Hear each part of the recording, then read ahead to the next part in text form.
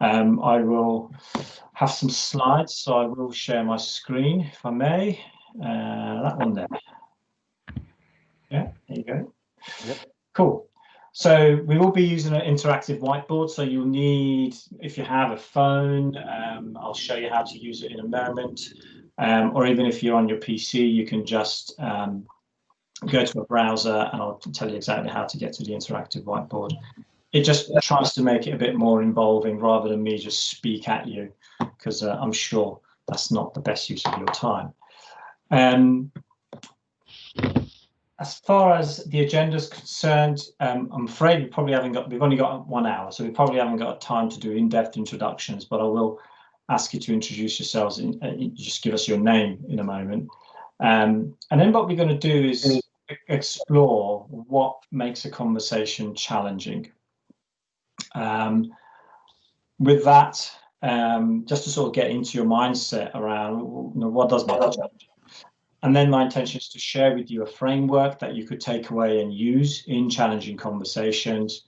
And then hopefully we'll have some time for Q&A and just quickly your takeaways as well. Okay, so hopefully that sounds good. Sounds good, yeah. Good, thank you. All right, so let's start with introductions. If you've got your phones or any device you've got, internet connected device, go to a browser. I don't know if you've ever used mentee.com. If you go to, just type in www.mentee.com and type the code that you've got at the top of the screen and just type in your name. So very simple, just go to mentee.com, type in the code and just type in your name. And what will happen, look at that. Oh, yeah. Sandra, there you go. So hopefully you can see my screen. So we're getting a word cloud with everybody's name. And this is how this is going to work, okay? So just to give you a chance of testing the interactive whiteboard. So Dina, we can only see the PowerPoint. You can only see the PowerPoint. Is that better? I'm still just seeing the introduction slide. Which screen is showing? So the introductions one with the right partners on. How about that one? Oh, perfect. Now I can see everybody's name. Brilliant. Oh. Okay, so we got 1, 2, 3, 4, 5, 6, 7, 8, 9, 10, 11, 12, 13, 14, 15, 16. Almost everybody there. Joe is here with me. He's just in the middle of 2 meetings at the moment.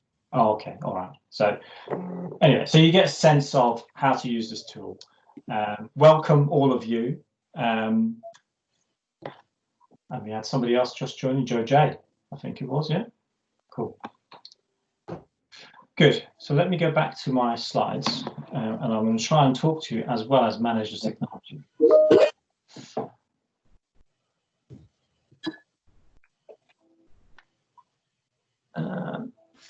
There we go. Okay, so just tell me you can see the introductions now. So the first questions I have for you, so if you could go back to menteeagain.com and type in this new code 464316 and answer the first question. What makes a conversation challenging to you?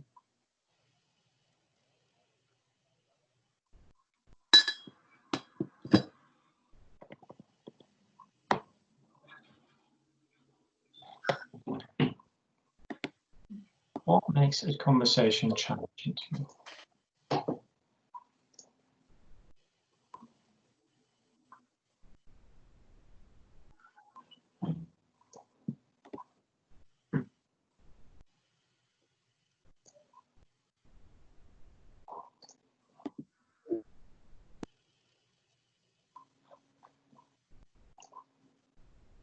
Cool. Can you see the Menti page? Yeah, not knowing how the other past person will react. Yeah, that's a very good one, a very natural one.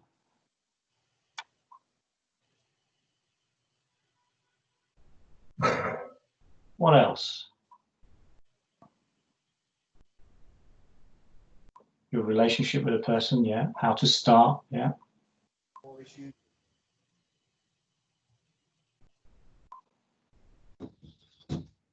What other thoughts? You have to say, yeah, depending on the subject, yeah. Race, gender, religion, interesting, okay. Their reaction, do you care? Conversation with a delicate subject on tough questions, yeah.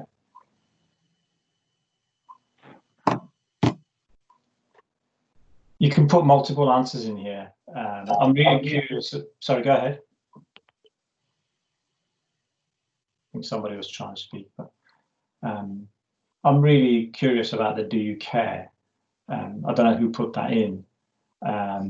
Whether you're willing to come off mute and maybe share with us what you're thinking there around that statement. That was me, Roy. Hello, Roy. The reason I is because some people, when you go to talk to some people, you know, you look at them and they're blank. And so, like, you know, if it was me as a manager, you know, going forward and looking at people, I need to care about what they're talking about, whatever it may be. So that's why I put, do you care? And that's what makes a challenging conversation from the beginning, from the offset. So that's why I put that. Right, exactly.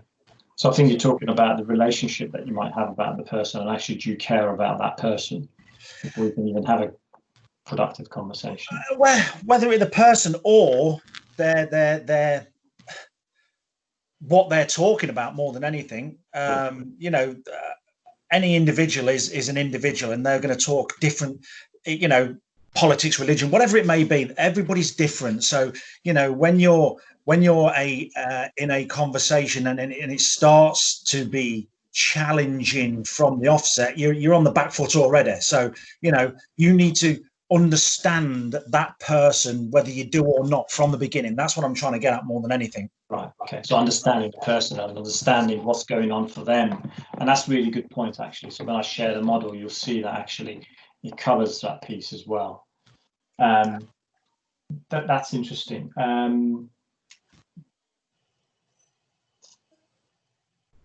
Race, gender, religion.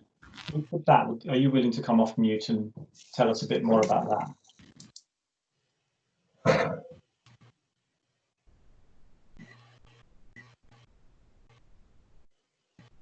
No. Okay. Okay. So that's good. And so on interesting topics, interesting thoughts here around what makes a conversation challenging.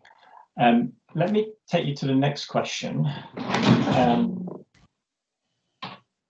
which is, so if you had a crystal ball, what one piece of information would make that conversation or a conversation less challenging?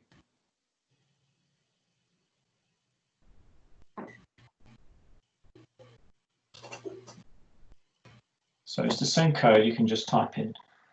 Knowing the outcome, yeah.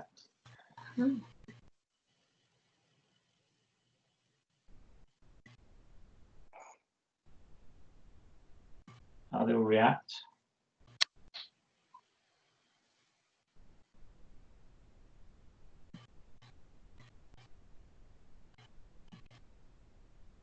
What else? So how they would react, and knowing what the outcome is going to be. What else? What other bit of information would help you make a conversation less challenging? Understanding information from both sides. Okay, and knowing what's going on for them, yeah. Knowing what the person was thinking, yeah, lovely.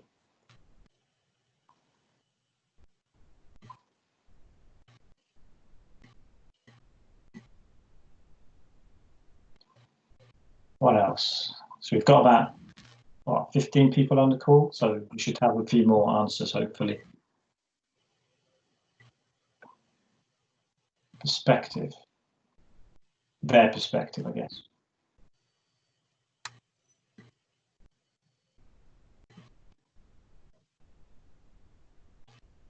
What else? Let's see what else you come up with.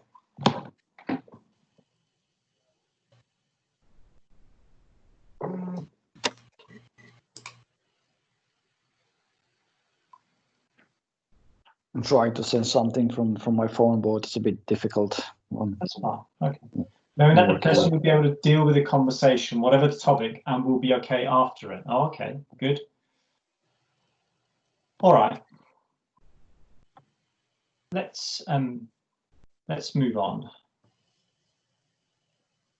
And I think what you've shared so far is very, very telling. Okay, cool. So interestingly enough, when you look at what makes a conversation challenging and what bit of information you would know, is all about, a lot of it is about what's going on for the other person, how are they going to react, are they going to be okay? So there's a lot about the other person and the unknown there. So wouldn't it be wonderful if those unknowns were actually knowns? How would that shift your conversation? So let's look at the model that I'd like to share with you. Essentially, it's a model that is in 3 steps over 2 phases. There is a preparation phase, and then there's a delivery phase. The preparation phase is where you are on your own preparing for the conversation, and the delivery is where you're sitting eye to eye with the other individual and you're having a conversation. Okay. Phase 1 of preparation is gather the facts and data. And I said there in there, gathering the facts and data, but with no judgment. And that is very, very important. So to give you an example, if I observe Johnny during the meeting staring out the window, I will just say that the facts are, I noticed you were staring out the window. I would not say, I noticed you staring out the window because you think you're uninterested, because that latter part is the judgment piece. So really work hard at capturing the data, but the facts, purely the facts. Once you've got that information, you can then think about, all right, what's going on for them? So we saw in a lot of the input that we just had, wishing that we knew what was going on for the other person. Well, actually, you know what? If you have a good relationship, or you have a relationship with that person, and which you've built with over the past months, years, or whatever, you might even have an inkling of what's going on. You know, somebody may be really tired because they've had a young child or a newborn, or they may be going through a messy family situation, or they may have a relative with sickness. So that will give you a sense of actually what's going on for them. What's their frame of mind? What could be going on for them? And you can come up with all sorts of ideas. And that's important to do that, just to sort of get an appreciation, or at least try and get a sense of the appreciation. The final step in the preparation is actually, I'm going to have this conversation.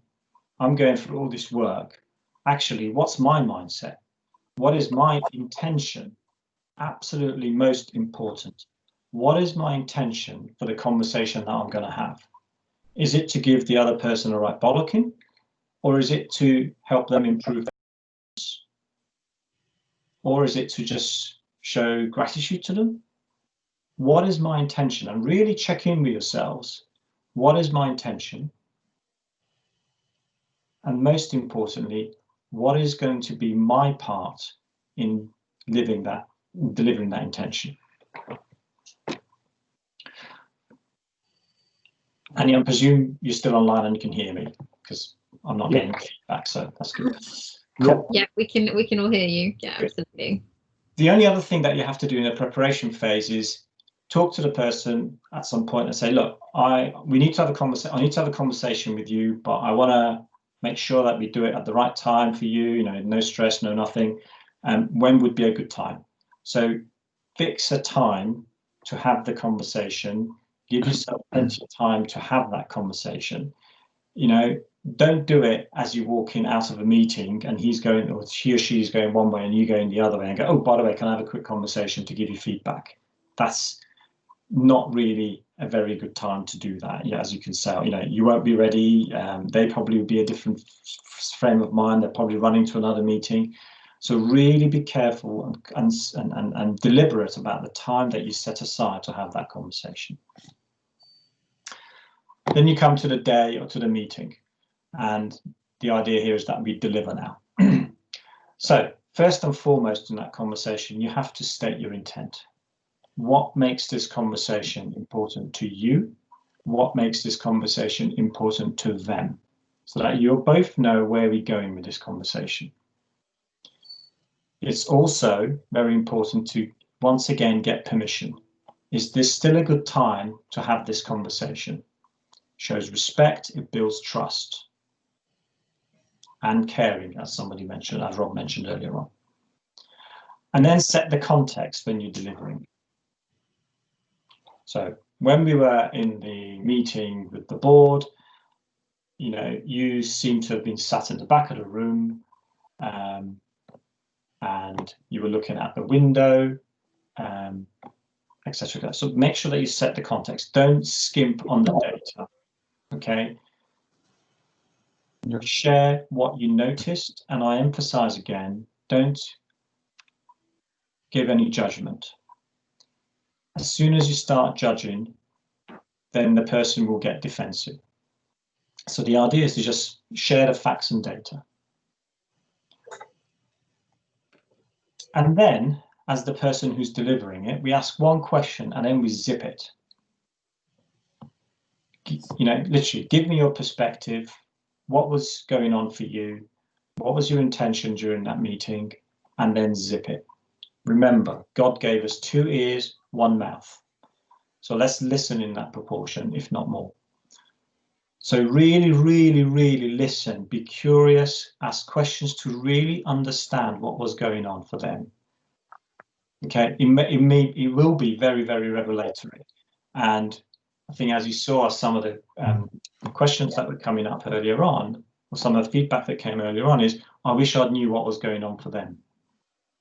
This is your opportunity to learn about what's going on for them. So now you know what's going on for them, you've shared the data, now you can speak the truth, as I said, from your perspective. What does that mean? So when I noticed this, you doing this stuff, so when you're repeating the facts and data, I got the impression that you didn't care, or I got the impression that you were busy doing something else when you should have been here. So you can see now you've got a piece of information around what was their intention, what was going on for them, and then you've got on the table for both of you the impression that you've been left with, so how you've been feeling. Invariably, there's going to be a gap. Now, the conversation that follows this delivery is about how do we bridge that gap. Yeah. So let me give you an example. Bob, I noticed that during the meeting, during the very, very important meeting, you were staring out the window and you were clicking your pen and you were looking at your watch. Can you tell me what was going on for you? They'll tell you what was going on for them. You know, I'm really worried because, you know what, we're having a newborn child coming and my wife's maybe not particularly well, yada, yada, yada. Oh, okay. Well, let me tell you, Bob, when I noticed you doing that, I just felt as if, and the room felt potentially, that you were uninterested in what was going on. Oh, but that wasn't my intent. Those are the unintended consequences. That's not my intent. Okay, Bob. So now what can we do to make sure that we give you enough time and space to think about your worries and address your worries, but at the same time, when you come to these meetings, you are present and you're participating. Now that's a much more positive conversation without any confrontation. So the conversation is no longer challenging, it's about bridging that gap. And the final piece around this model is that you have a part to play, especially if you're the manager, you have a part to play here as well. What can I do to help you express the behaviors that you want to? or however it's, whatever it is that we got, the actions that we need to cover. So hopefully you can see that there's a shift here now, and that we're going from a potential for conflict, because we're judging, we're making assumptions, we are being confrontational almost, to one of, I'm now partnering with you to try and improve the situation. So I've got a question for you. If you think about this model, I'd like you to come off mute and just speak here. What would be the effect if you do this once and then another time, second time? What would be the effect on future future conversations and your relationship with that individual? What are your thoughts on that? Well, if you're going to have these conversations over and over again, obviously it becomes easier for both people, whatever subject you're talking about, because they will be more open to listening to you as well. Yeah. So hopefully you'll have a better relationship going forward. Yeah, exactly. The threat's diffused, isn't it? Yeah. Yes, definitely. Exactly. My manager cares. So, what other thoughts have you got there around the effect on the relationship and the future conversations?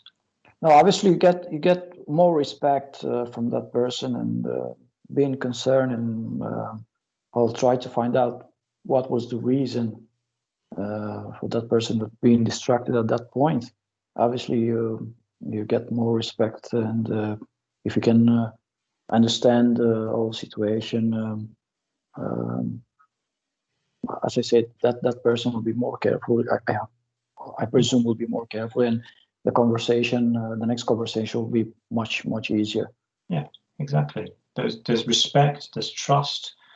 The person isn't coming into, it's like a child who's cowering if the parents lift in their hand. No, they won't. They're now saying, no, actually, this person wants to work with me on something. So it's a lot more open conversation. And I think most of the audience here today are managers. So you were probably thinking about, how do I have a challenging conversation with somebody who works for me? Let me give you an example of where actually I used this model to work with my manager in the past.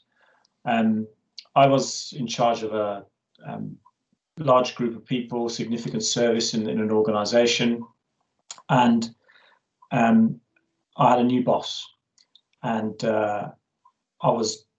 he was copied into some emails with a customer that I was working with, and suddenly out of the blue I get a 2-line email from him, all in capital letters, saying, you're doing this wrong, yada yada yada. The effect of that on me was enormous, I can tell you that. And you can imagine that if you're getting in one of those kind of emails which has got 2 emails, which is 2 lines shouting, capital letters, saying you're doing it wrong. This is not what they want. Well, I immediately ceased with that conversation over email. I left it. I gathered my thoughts, made sure that I'm in the right place, made sure that I'm in the right mindset, and that I wasn't angry or anything. I went, I called a meeting just for 20 minutes. I sat him down and I said, look, I'm your boss, but you sent me an email which looks like this. What was your intent? So he explained, that I was doing it wrong, yada, yada, yada, yada. Okay. And I explained to him the effect it had on me. And he noticed then how that was not his intent. He was just trying to recover the situation in front of the customer. So then we were able to have an adult to adult conversation and say, well, okay, next time, pick up the bloody phone and talk to me, or IM me, or something else, but don't send me an email like that, copying in the customer. And that actually really helped our relationship going forward. It diffused the situation, and it brought us to a level where we could actually work on something together to make a move forward. Okay. Right. So I'm going to shut up. That model was literally took 10-15 minutes to go through. It's simple, but you have to be intentional with it. until you're able to naturally work in that way. Okay, because as I said, there's 2 phases and 3 steps in each phase. So I'm going to shut up and I'm going to let you ask me questions, and I invite others to actually answer some of the questions as well. What questions have you got?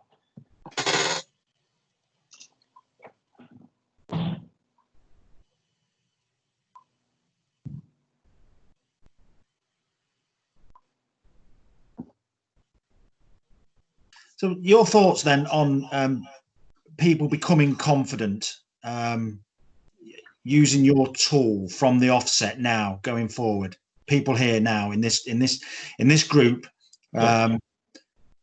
I'd like to know, who is confident at doing what needs to be done when it comes to a challenging conversation, because even in this time now where we're at 3 months down the line and going forward, and the way mental health is as well at the moment, I think it's going to be growing and growing and growing within not just our operation but everybody else's. So I just want to know how many people are going to be confident to do what needs to be done. I've got some thoughts, but I will let other people come in and share their thoughts. How confident do you feel to be able to use a model like this to have some challenging conversations?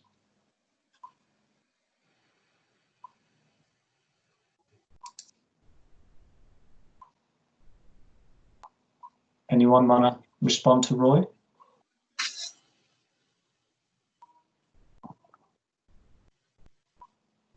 Okay. Okay, I guess not. And Roy, hopefully what I've shared in the model was not rocket science. It was just a number of very easy steps concatenated, if you want. And my thinking around confidence is that the more you practice it, the more you're able to do it in a natural way. And I think you've got almost over a dozen people in this virtual room. Actually, you know what? You are wonderfully adept there at practicing this model amongst yourselves. If we were in a room right now, I would probably pair you up and ask you to practice it. Unfortunately, we can't do that. But my encouragement to you is, you know what? Somebody that you know quite well, think of a topic, go and sit down with them and say, like, just spend half an hour and just practice that model and get used to it. Yeah, it is challenging at the moment, obviously, because the way we're doing things, it would be ideal if we could have role play, obviously, but it's just that I think we're in a situation now where we can learn a lot going forward because of the situation that we've been in over the last 12 weeks, and we're going to be put. I don't know if you know, but we're going to be put all under one roof sooner rather than later. And I hear stories and things like, but it's that I think we need to be able to be compassionate as a whole and listen to our employees as managers and supervisors before it comes to a boiling point. Because I'm sure in difficult conversations, whatever the topic, do spiral out of control sometimes if we don't know what we're doing. And Roy, I'm going to pick on you because you're the only one who's talking to me. Yeah, I agree with what you're saying. Go ahead, Vasily. Yeah, I agree with what Roy is saying now. So yeah, I think we should be more careful with everyone. Absolutely. And as leaders, do you have to a have sense? time? Sorry, we just need to have more and more time to have this conversation, or when you see something to have enough time to do the right steps. And one of the main ways for leaders to show compassion and caring is just to zip it and listen to people. Just imagine somebody listening to you intently for 20 minutes. Absolutely shows and builds trust. So to your point around mental health, I absolutely couldn't agree more, especially during these difficult times. But having a confidant, having somebody that you can speak to and that they are listening, I might not want advice. It might be just a case of, listen, I just want you to listen, and that's it. Then just listen. No, agreed. Yeah. And I put my hand up. As a man, I think it's just built into our genes that we are solution makers. So if somebody comes to us with a problem, ask my wife, and I used to always say, well, let's try and fix it. She doesn't want it fixed. She just wants me to hear her out. Yeah. You know what? Absolutely transformational. Yeah, and I totally understand where the company's going. I totally understand what we want to achieve, and I totally understand that it's been difficult over the last 12 weeks now, and it's going to be a difficult situation going forward. And I totally understand that owners and management need to focus on certain parts of the business and the operation. Because if we don't, we won't be here in the next 3 months. But that focus needs to be not just channeled in one direction. It needs to be everybody needs to think about everything else as a wider picture, not just one direction, because as I said, you go from one large funnel into a small tunnel, and it's just going to overflow, and so I think it needs people to just look at other things as well. Yeah. And I think, one of my mantras is, to Vasily's points around the time element, one of my mantras is slow down to speed up. And it's about slow down, take stock, give whatever you're doing some thought and get it right first time. Yeah. So good. I really hear your passion there, Roy, about actually we got to do this. We're at almost at a fork in the road. So it's down to you. So or us as leaders. Wonderful. Thank you. Thank you for your input. Thank you. What other questions have you got, folks? Or comments?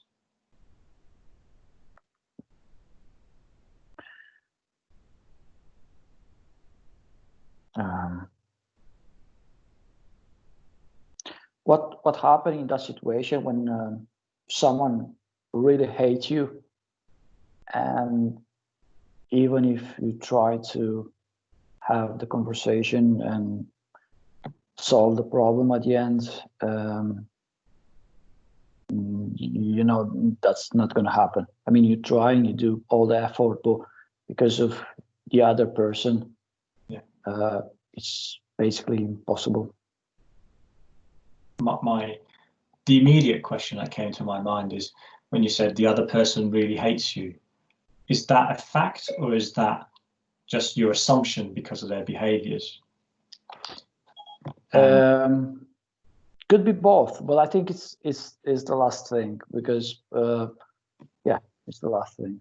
And think about the challenging conversation. It could be actually around, hey, so they may have done something that makes you think they hate you. So there you go. There's that challenging conversation. Hey, I noticed you drawing a moustache on my picture in the staff room, and then you just carry on and follow that model, and then you'll find the gap. And I can't promise that they won't say, you know what, I just don't like you. Okay, what's going on? And you can even work on that and say, well, okay, what makes you not like me? What is it that I'm doing that is not helping us partner together to do the work that we need to do? And it's about building bridges and bridging that gap. So we basically have to back to that point where both of us respect, and that's the point.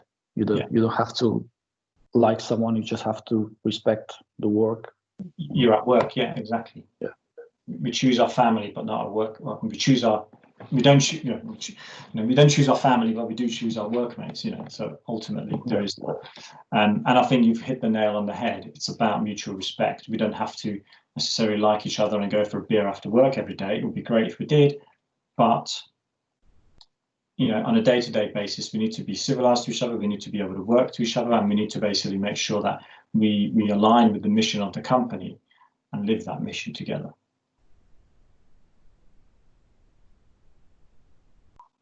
Okay. Thank you, Leslie. Welcome. What other questions have folks got?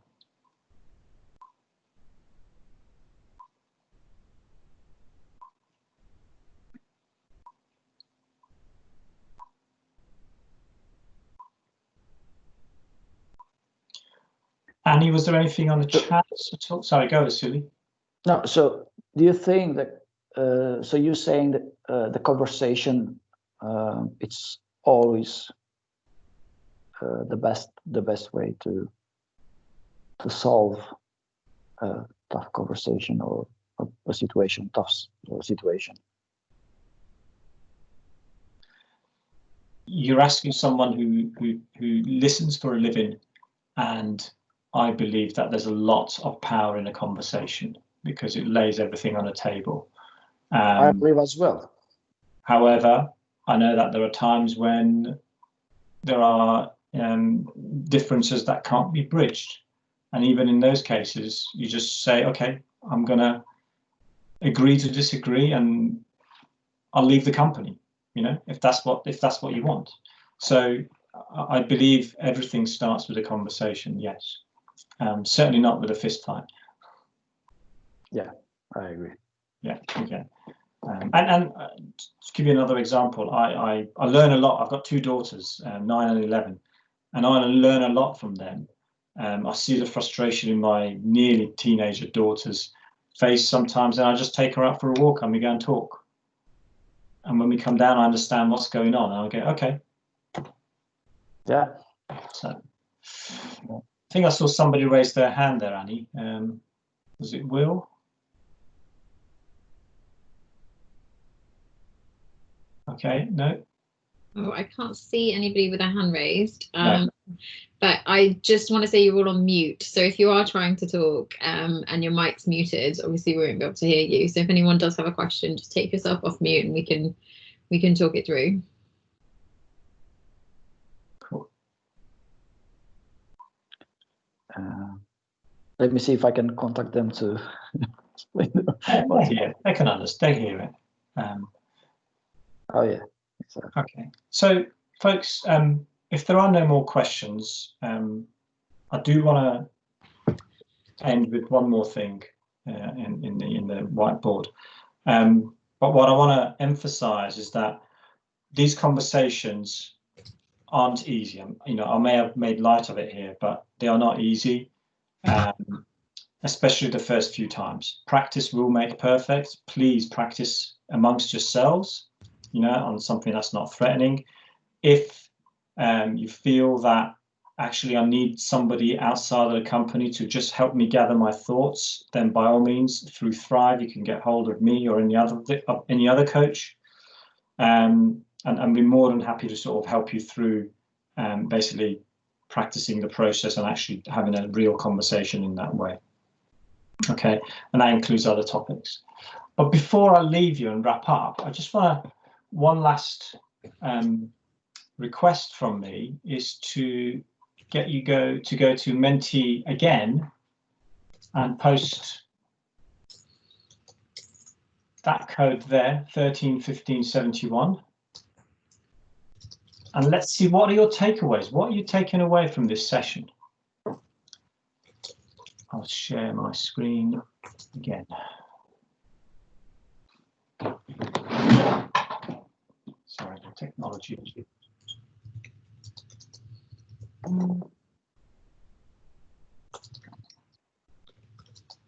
Hopefully by now you'll be posting already. So what are you taking away from this session? Can you see my screen? Yep. Good. Right, so what are you taking? And that's the code at the top of the screen. I hope more people listen. So do I. a very, very undervalued leadership skill.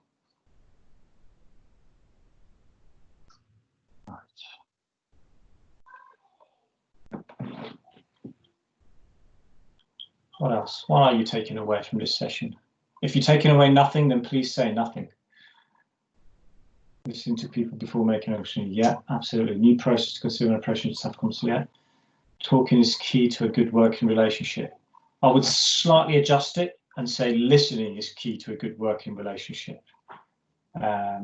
Structure to be able to start a conversation, to listen to colleagues better.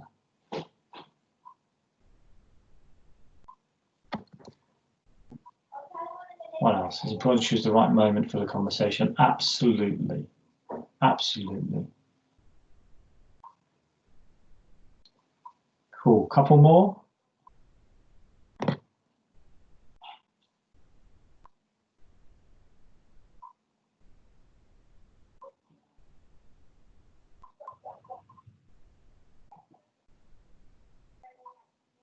You never know if people are trying to type something really long on their phone. Yeah, it's a bit difficult from the phone. Yeah, exactly. How to approach an awkward conversation. Brilliant.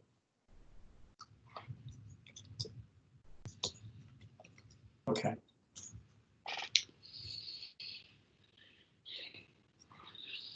Wonderful, wonderful. I'm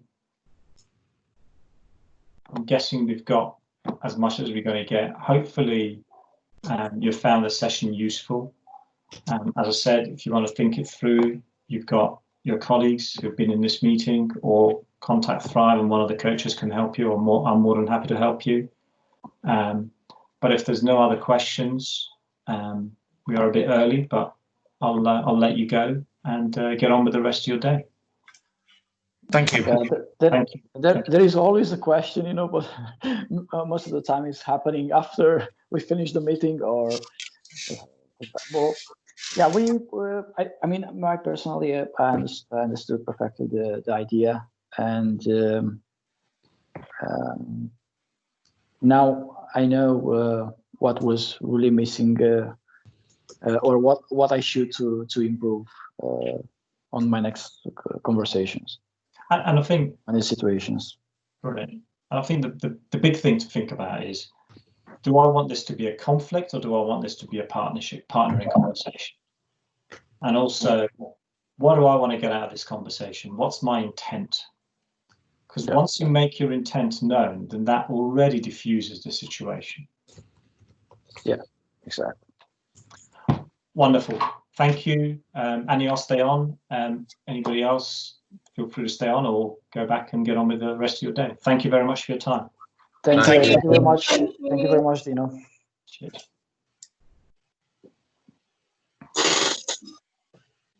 Thank you so much, guys.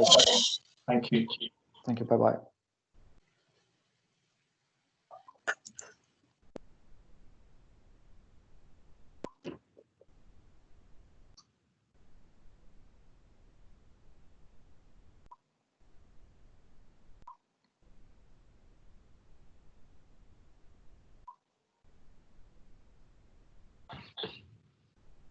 You're right, Annie? Yes, all good. Okay. All good. Thank you. Tough crowd. They don't come on video, and you don't know where they are, kind of thing. So no, I don't know whether we need to encourage video usage from the offset a little bit more, maybe. Definitely. The ones who were comfortable coming on video were the ones who were comfortable talking. Yeah, of course. But I think, to be honest with you, that's probably really good feedback for us to Jacqueline, just to say, you know, your managers need a few more of these sessions because they're not engaging very well with them. Well, I think you're absolutely right. Yeah, you know, it's the first rule of engagement is look at me in my eyes. Yeah. 100%. And I think I'm manager leadership programs should be full of people wanting to progress. Yeah. And I just didn't really get the sense from them. I had a sense from them that they'd almost been asked to do it. Well, the disease of the corporate world is that, you know, as soon as you get good at your job, they'll promote you into a job that you're not good at and make you responsible for people as well. So This is you know very the true. picture, and you know, in a kind of warehousing situation, which I presume this is, you know, people have become kind of foremen and shift leaders and warehouse managers and stuff like that, and you know, I'm sure they've had no formal training around it. Yeah. And they probably rely on their maybe charisma or whatever relational abilities they have to get something out of people. But as soon as things go wrong and get tough, then that's when it's very difficult. So hopefully that model's simple enough for them to be able to practice at least, and get a bit more used to having conversations. So how did you find it? Just so to give me a bit of in the moment feedback while the rest of it is hopefully